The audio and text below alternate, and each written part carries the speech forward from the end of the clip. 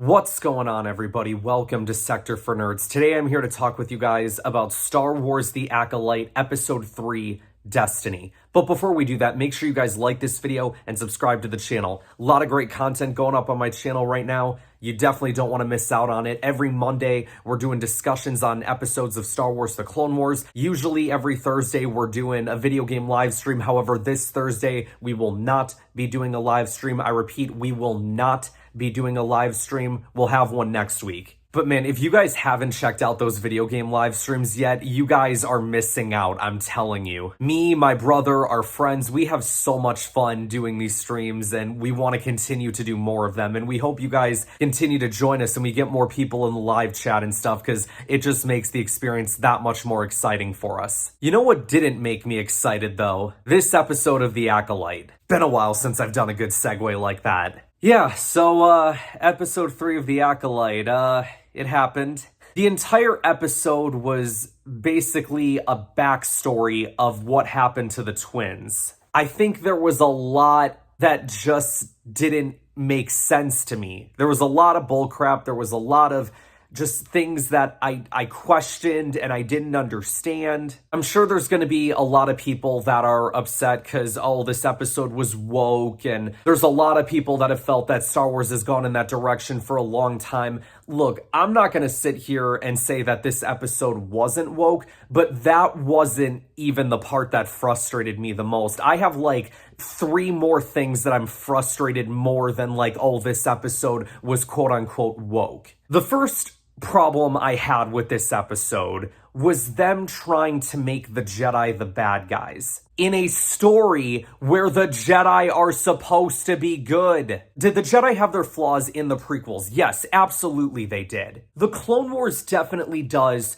a good job of showing like, hey, this is how the Jedi have kind of progressed into where they are and why they've made so many mistakes and why they weren't able to see Palpatine coming and all this other stuff. But here, it felt like they were trying to shove it down our throats without actually telling a good story with it. It was like, no, the Jedi are bad, you see, because like we want you to sympathize with our characters and the characters that we've created. No, the Jedi are stupid. They have all this hypocrisy. And it's like, okay, well, now I see what you're doing and it's taking me out of it. Whereas when you watch Clone Wars, and we can talk about this even more when I get into more of my Clone Wars discussions as well, but when I get to season 5 of the Clone Wars and you see Ahsoka getting framed for blowing up the Jedi Temple, and you see the decisions that the Jedi make in that arc, it really does make you go, yeah, what the heck, Jedi? Like, what is this all about? What are y'all doing right now? Whereas here,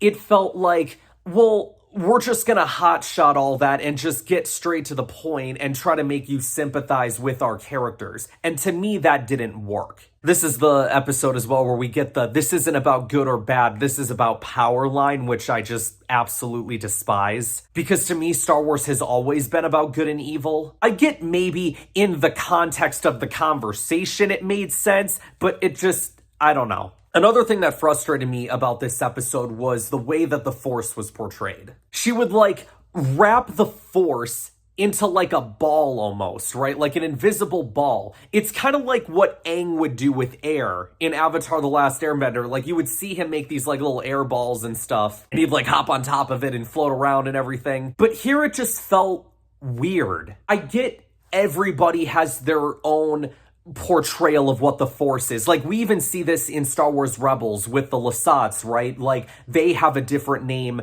for the Force than what the Jedi have a name for it. So that concept isn't new. I just didn't like the portrayal of it here. To me, I thought it was very lame. Like, you didn't see the Lasats going around using the Force. You just, I mean, you had like a woman, an elderly woman talking about it and what she felt like it was. But here it was like, no, we're gonna use this stuff and like bend it to our will, which felt very dark side. And then the thing that probably infuriated me the most about this episode was the fire scene. You spend the entire episode telling us that these two sisters are they're close and as tight can be, especially from May's point of view. Like, she loved her sister. She didn't want her to leave and go out and do all these other things.